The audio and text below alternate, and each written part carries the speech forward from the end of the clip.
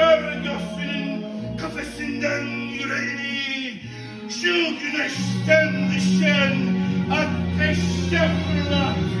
Yüreğini yüreklerimizin yanına at. Akınlar güneşe akın, güneşi zapt edeceğiz. Güneşin zaptı yakın. Biz topraktan, sudan, ateşten, demirden doğduk. Güneşi emziriyor çocuklarımıza kanımız. Toprak kokuyor bakır sakallarımız.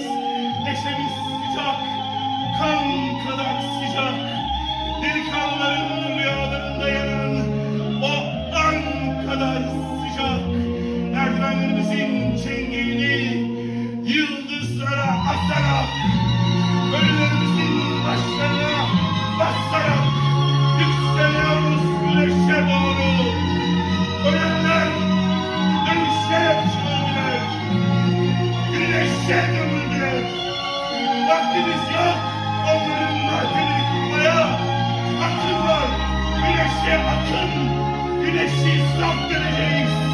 Güneşin zaptı yakın.